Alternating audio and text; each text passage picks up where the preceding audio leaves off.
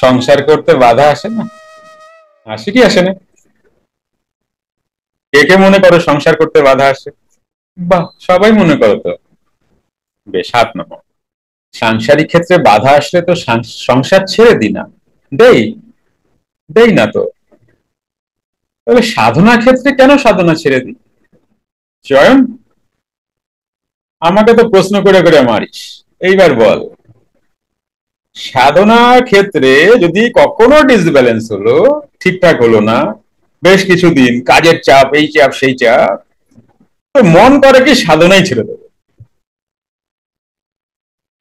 অনেক কমপ্লেন আসে, ব্লেম আসে, এই আসে সেই আসে।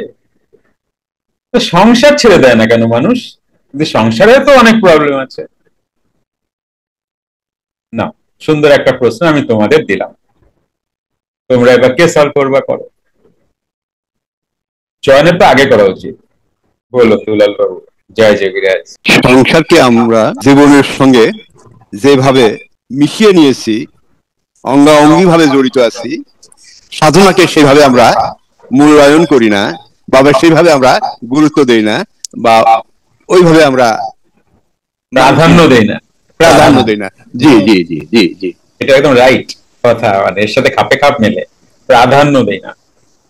দেখা যায় কি জানো, সাধনার ক্ষেত্রে একটু যদি ডিসব্যালেন্স হয় তাহলে খুব রাগ হয় এবং মনে হয় এ আমার দ্বারা হবে না, আমি একটা রাবিশ, এত কাজ, তার মধ্যেই বা কি করে হয়। কত গল্প দিয়ে ধীরে ধীরে নিজেকে সাধনা দিয়ে গুটিয়ে নিই। বেশ ভালো কথা নিলাম, ভালো কথা। এবার নিয়ে তুমি কি করতেছো? নিয়ে তুমি কি করছো? সংসার করছো। সংসার করে আমরা কি করব?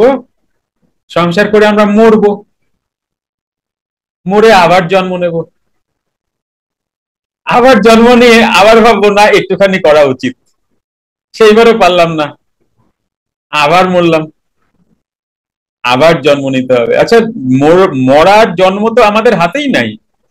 মজাটা দেখো, তুমি যে রাগ করলে জীবনে সাধনার ক্ষেত্রে, আচ্ছা আর কোনোদিন করতে হবে না, না করলে পার পাবা? কে কে পার পাবা বলে মনে হয় তোমাদের?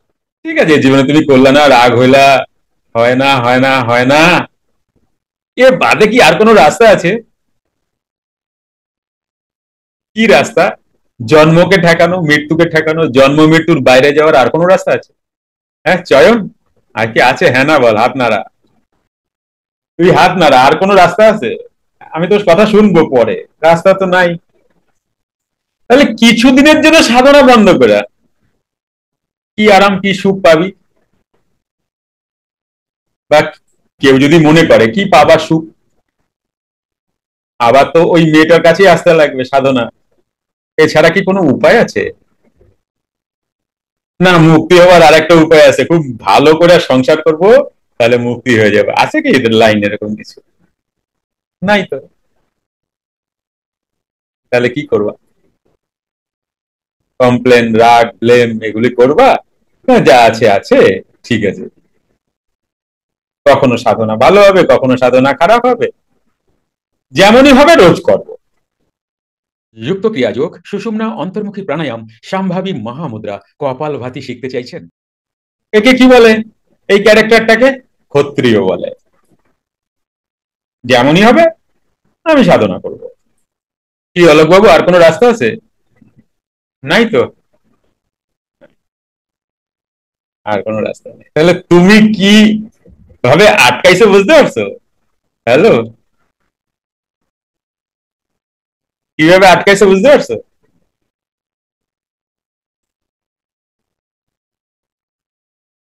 তুই হাত বাড়া রাখো, বারবার সেকেন্ড পেজে যেতে, সেকেন্ড পেজে অনেকে বন্ধ আছে। তুই হাত বাড়া রাখ, হলুদ হাত দিয়া রাখ। হ্যাঁ থাক, হলুদ হাত সরাইস না, থাক। কারণ বারবার তোরে দেখতে গেলাম সেকেন্ড পেজে যেতে লাগবে, তুই পরে ঢুকছিস, তো লাস্ট বেঞ্চে আসিস। তো হাত বাড়া রাখ, সামনে চলে আসবে। তো বিষয়টা বুঝতে পেরেছিস? তুই রাগ করবি কার উপরে? তুই কমপ্লেন করবি কার উপরে? অফিসের উপরে? সংসারের উপরে? স্ত্রীর ওপরে, ছেলের ওপরে, এই অফিস, সন্তান, ছেলে মেয়ে, ফ্যামিলি, তোর ঘর বাড়ির কারোর রেসপন্সিবিলিটি নাই তোরে উদ্ধার করার, একমাত্র তোরই আছে, একমাত্র তোমারই আছে, আর কারোরই রেসপন্সিবিলিটি নাই। সংসার, অফিস, আদার্স এগুলো কি প্রকৃতি, তোমাকে তার মধ্যেই রাখতে চাইবে।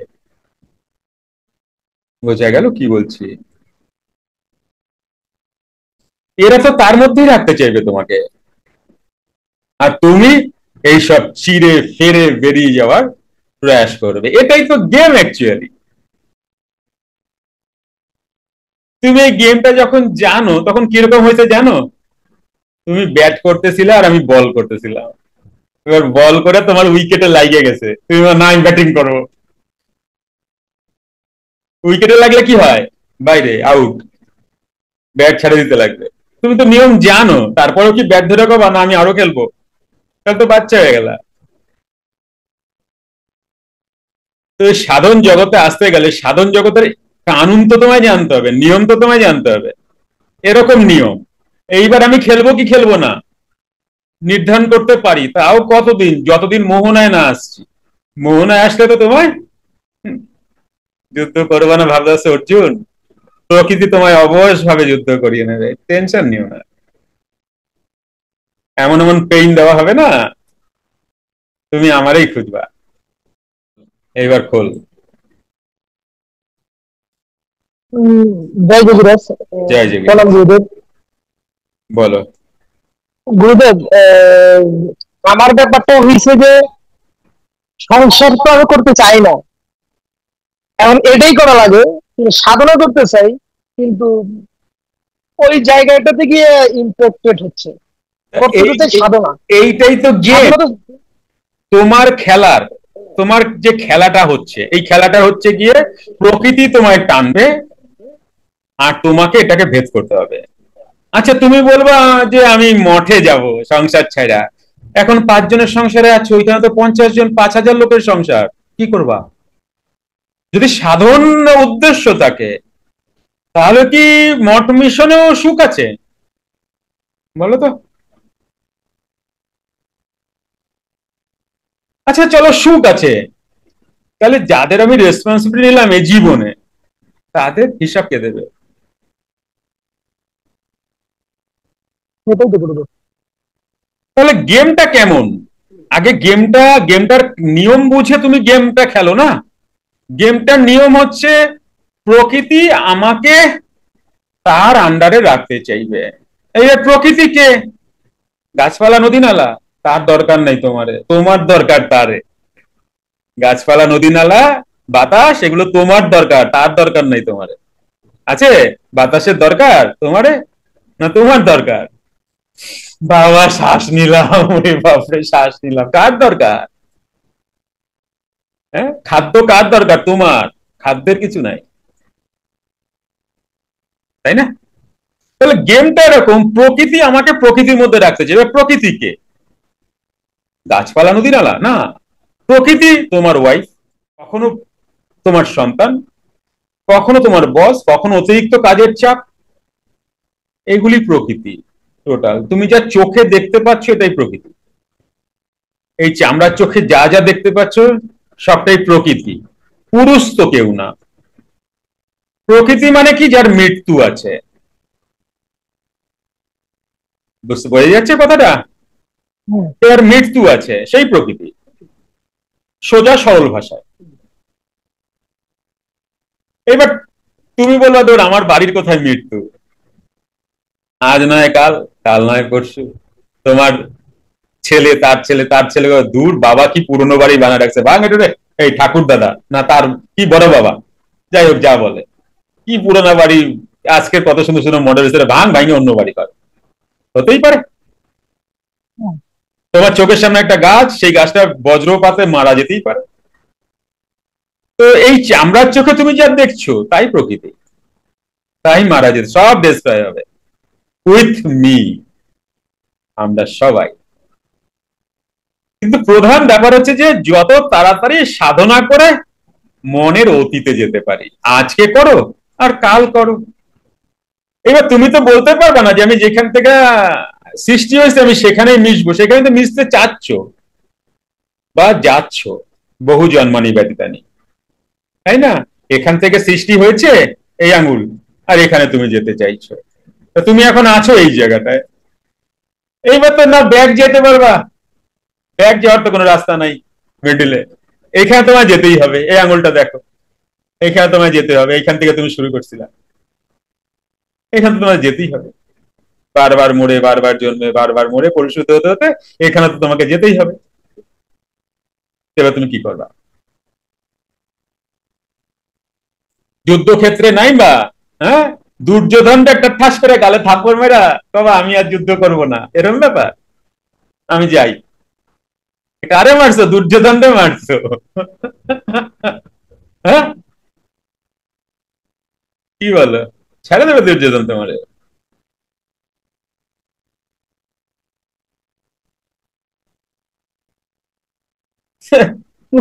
গুরুদেব প্রবলেমটা হয় কি, মানে একদিন যদি হচ্ছে কোন সিচুয়েশনে একদিন 6টায় বেরিয়েছি বাসা থেকে, আসছি রাত্র 10টায়, তো সারাদিন ইয়ে করে শ্বাসে মন, শ্বাসে মনের ক্রিয়া জানো কি পাওয়ারফুল।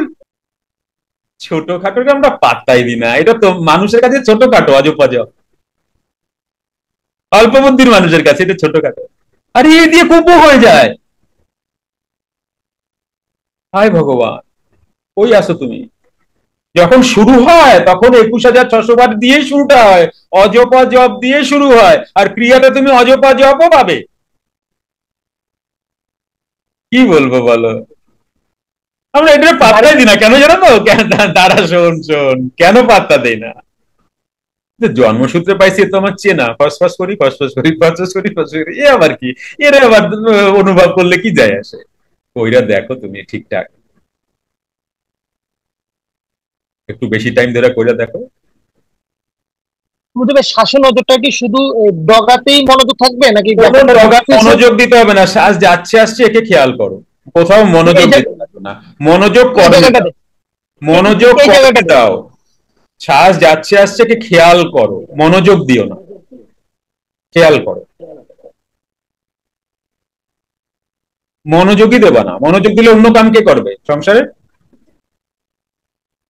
এবার কি একটা শ্বাস বেরিয়ে গেল খেয়াল করলো না, পরের শ্বাসটাতে করো। আরো 5-6টা শ্বাস চলে গেল খেয়াল করলো না, পরের শ্বাসটাতে করো। এইভাবে তোমার ধীরে ধীরে ধীরে ধীরে হ্যাবিচুয়েট হয়ে যাবে। কিন্তু এই যে শ্বাসে মন যখন পুরো তোমার আসবে, এই যে জার্নিটা, মাঝখানে কিন্তু অনেক কষ্ট পাবা। কিরম কষ্ট? পেটের কষ্ট, পেটের ভাতের কষ্ট না, ঘুমিয়ে আসবে না একটা সময় দেখা গেল, চোখ বন্ধ করে আছে ঘুমিয়ে আসতেছে না। আরে বাপরে বাপে, কি রে ভাই ঘুম আসতেছে না কেন? তুমি তো শ্বাসে, পরের দিন আবার ক্লান্ত হয়ে যাব এই ঘুমটা যদি না আসে। হ্যাঁ এই ঘুমটা যদি না আসে পরের দিন কি ঘুম পাবে? হ্যাঁ যখন হ্যাঁ তো, হ্যাঁ তো, পরের দিন ঘুম পাবে তো। আমি তো ভাবছি যে নির্ঘুম হয়ে যাবো, সেটা তো ভালো, কিন্তু তাহলে তো না সমস্যা। না, ওটা পরে, আরো অনেক পরে।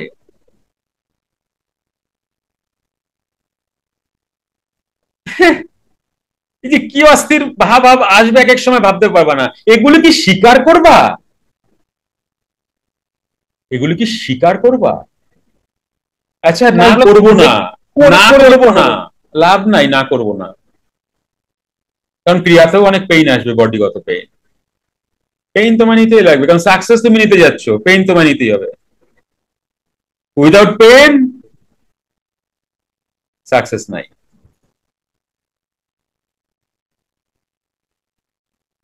সাকসেস মানেই পেইন, স্বর্গ মানেই মৃত্যু। আগে তো মৃত্যু হবে, তবে না স্বর্গ পাবা।